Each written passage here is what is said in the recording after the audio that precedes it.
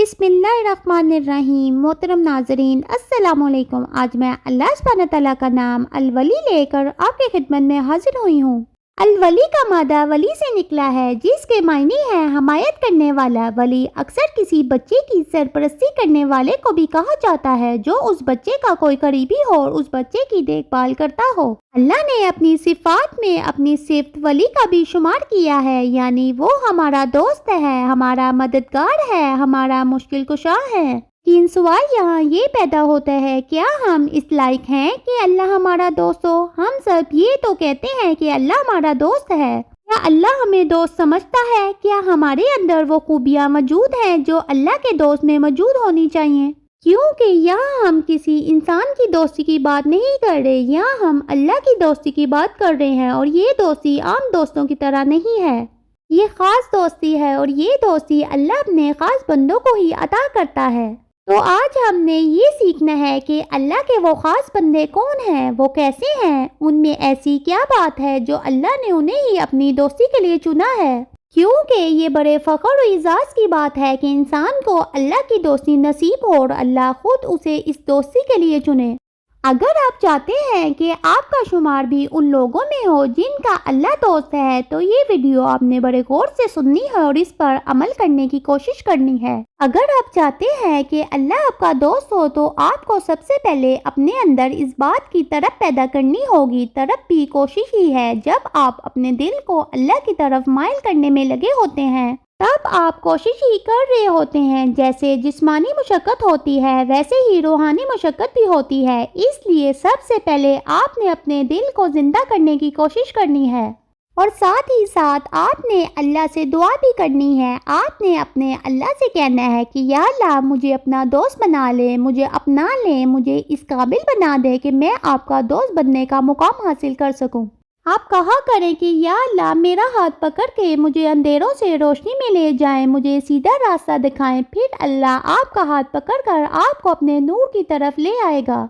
ऐसा कभी नहीं हो सकता कि इंसान अल्लाह से हदायत मांगे और अल्लाह उसे गुमराही में छोड़ दे। ये उसकी शान के खिलाफ है, ये उसके वादों के खिलाफ है। जो उसे पुकारता है, उसकी पुकार सुन ली जाती है, और जो उससे सीधा रास्ता मांगता है, उसे सीधी राह की तरफ रहनुमाई दे दी जाती है। अल्लाह का दोस्त बनने के लिए दिल में तड़प होने के साथ साथ इस बात का भी इल्म होना चाहिए कि अल्लाह किन लोगों को अपना दोस्त रखता है। सूरत अल इमरान में अल्लाह ताला फरमाते हैं कि अल्लाह ईमान वालों का दोस्त है। और ईमान वाले लोग कैसे होते हैं, उनका रवैया कैसा होता है? अल्लाह पर ईमान लाने का मतलब ये है कि इंसान अपने तमाम मामला में बस अपने रब पर भरोसा करे।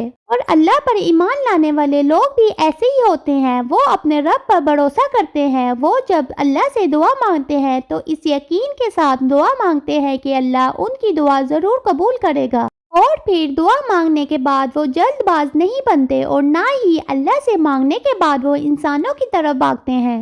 वो अपने आप को अपने रब के हवाले कर देते हैं और अपने तमाम फैसले अपने रब को सौंप देते हैं। और फिर उनका रब उनके हक में जो भी फैसला सुनाता है, वो उस फैसले पर मुतमिन हो जाते हैं। वो मायूस नहीं होते, वो अपने रब को अपने लिए काफ़ी कर लेते हैं। उनके लिए उनके रब का इंतखाब उनकी दुआओं से बढ़कर होता है। इसे ईमान कहते हैं। जब इंसान हर चीज़ और हर मखलूक से बढ़कर अपने रब पर भरोसा करता है, और ऐसे ईमान रखने वालों के दिलों को अल्लाह सुकून और राहत से भर देता है। इंसान अपने जिस गम पर अल्लाह की रज़ा के लिए सब्र कर लेता है, अल्लाह उस गम को उस इंसान पर आसान कर देता है। यही अल्लाह पर ईमान की ताकत है। अल्लाह बेईमान इंसान को कमज़ोर नहीं पड़ने देता। अल्लाह बेईमान इंसान को टूटने नहीं देता। अल्लाह बेईमान इंसान को मजबूत बना देता है, इतना मजबूत कि दुनिया के दुख और दर्द उस पर उतनी शिद्दत से असरअंदाज नहीं होते। अल्लाह के दोस्तों में ये खूबी होती है कि वो ईमान रखने वाले होते हैं। लेकिन अल्लाह की दोस्ती के लिए सिर्फ यही खूबी काफ़ी नहीं है। अल्लाह के दोस्तों में एक और खूबी ये भी पाई जाती है कि वो मुत्तकीन होते हैं। कुरान मजीद में अल्लाह ताला फरमाते हैं, और अल्लाह मुत्तकी लोगों का दोस्त है।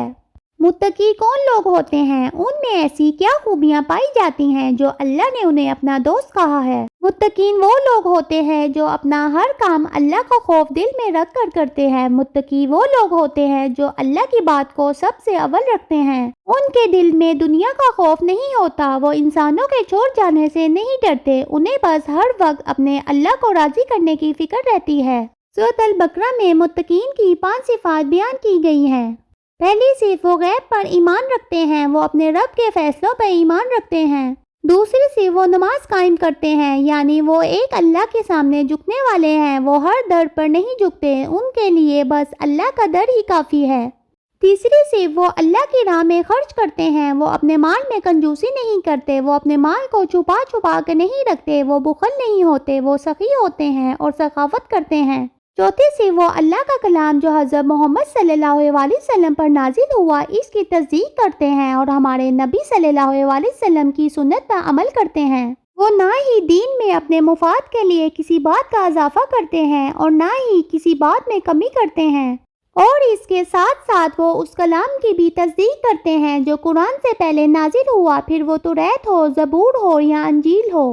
اور پانچویں صرف یہ کہ وہ آخرت کے دن پر ایمان رکھتے ہیں، یعنی وہ اس بات پر ایمان رکھتے ہیں کہ وہ جو بھی اعمال اس دنیا میں کر رہے ہیں ان اعمال کا حساب انہیں قیامت والے دن اپنے رب کو دینا ہے، اور یہی بات انہیں باقیوں سے مختلف بناتی ہے۔ ایک وہ انسان ہے جسے جواب دہی کا کوئی خوف نہیں، اور دوسری طرف وہ انسان ہے جس کے دل میں جواب دہی کا خوف ہے۔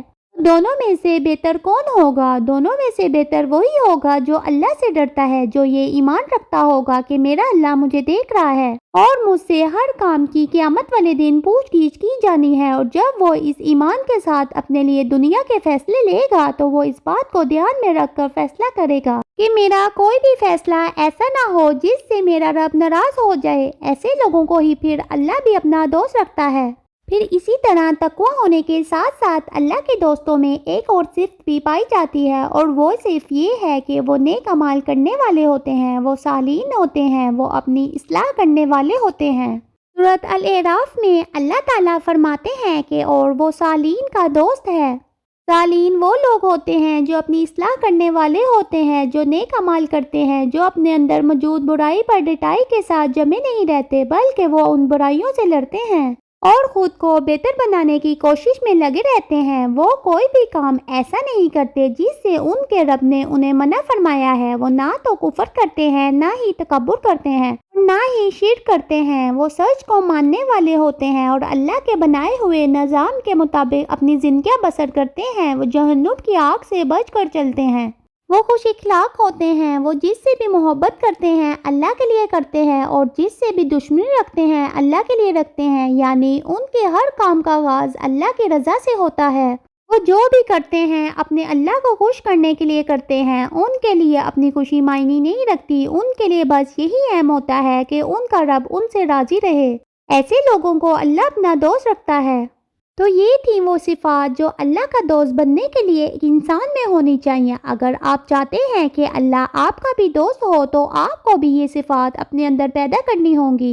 اللہ کا دوست ہونے کے لیے بس انسان کا سچا ہونا ضروری ہے۔ آپ متقین کو دیکھ لیں، آپ ایمان والوں کو دیکھ لیں، آپ صالحین کو دیکھ لیں، ان تمام صفات میں ایک خوبی ایسی ہے جو سب میں کامن ہے، اور وہ یہ ہے کہ ان تمام صفات والے لوگوں میں سچائی کو تسلیم کرنے کی طاقت ہے۔ وہ سچ سے منہ نہیں پھیرتے، وہ سچ کو اپنے فائدے کے لیے نہیں بدلتے، وہ جھوٹ نہیں بولتے، وہ منافقت نہیں کرتے، وہ دنیا کو خوش کرنے کے لیے دو چہرے نہیں رکھتے۔ آپ کو بھی ایسا ہی بننا ہے۔ آپ کو بھی سچ کے ساتھ ڈٹ کر کھڑے رہنے والا بننا ہے، کیونکہ جو سچ کا ساتھ دیتے ہیں اللہ انہیں اپنا دوست رکھتا ہے، اور جنہیں اللہ اپنا دوست رکھتا ہے ان کا اللہ ساتھ بھی دیتا ہے۔ اللہ کے علاوہ کوئی ہمارا دوست نہیں ہے۔ ایک اللہ کی دوستی کو چھوڑ کر باقی سب دوستیاں عارضی ہیں۔ ایسا نہیں ہے کہ اس دنیا میں اچھے دوست نہیں ہیں، مگر اللہ سے بہترین دوست کوئی نہیں ہے، اور جو انسان اللہ اور اپنے رشتے میں دوستی تلاش کر لیتا ہے اسے پھر انسانی دوستی کی ضرورت نہیں رہتی، کیونکہ اسے ویسی کوالٹی کی دوستی اور کہیں بھی نہیں مل پاتی۔ وہ جو ایک سکون کی کیفیت ہے وہ بس اللہ کی صحبت میں ہی محسوس ہوتی ہے۔ آج سے ہی اپنے اور اپنے اللہ کے رشتے پر کام کرنا شروع کریں۔ وہ چیزیں ڈھونڈنے کی کوشش کریں جو آپ کے اور اللہ کے رشتے کو کمزور بناتی ہیں اور انہیں اپنی زندگی سے باہر نکال پھینکیں۔ دنیا کی دوستیاں اور دنیا کے رشتے ویسے ہی رکھیں جو آپ کے اور اللہ کے تعلق کو مضبوط کر سکیں۔ ہمیں اللہ کے لیے انسانوں سے محبت کرنی ہے اور اللہ کے لیے ہی رشتے قائم رکھنے ہیں۔ حقیقت بس اتنی سی ہے کہ آخر میں آپ نے ہونا ہے اور آپ کے رب نے ہونا ہے، تب کوئی بھی دوستی، کوئی بھی رشتہ، کوئی بھی بزرگ آپ کے کام نہیں آنا۔ اب اگر آپ کے کوئی کام آئے گا تو آپ کے اعمال ہوں گے، تب آپ کا ایک ہی دوست آپ کے ساتھ ہونا ہے اور وہ اللہ ہے۔ تو اگر دنیا میں آپ نے اس دوستی پر فوکس نہیں کیا اور اپنے اور اللہ کے رشتے میں محنت نہیں کی تو پھر تب آپ کے پاس کیا ہوگا؟ کچھ بھی نہیں، تب آپ اکیلے ہوں گے۔ کیا آپ چاہتے ہیں اس گہما گہمی میں اور خوف کے عالم میں آپ تنہا ہوں؟ اگر آپ ایسا نہیں چاہتے تو اپنے رب کو راضی کر لیں، کیونکہ وہ آپ کی آخرت کا ساتھی ہے، وہی آپ کا ولی ہے، وہی آپ کا دوست ہے، وہی آپ کا حمایتی ہے، وہی مشکل وقتوں میں آپ کی حمایت کرے گا، وہی ہمارا کارساز ہے، وہی ساری بگڑی بنانے والا ہے، وہی ہمارا سرپرست ہے، وہی ہماری دیکھ بھال کرنے والا ہے، اور ہمیں بھی بس اسی پر بھروسہ کرنا ہے، ہمیں اس سے بڑھ کر کسی کو نہیں رکھنا۔ پھر اس نام کے ساتھ ہمیں اللہ سبحانہ تعالیٰ سے دعا بھی کرنی چاہیے کہ اے اللہ، تو ہی ہمارا سرپرست ہے، تو ہی ہمارا دوست ہے، لہٰذا ہمیں معاف فرما دے۔ آمین یا رب العالمین۔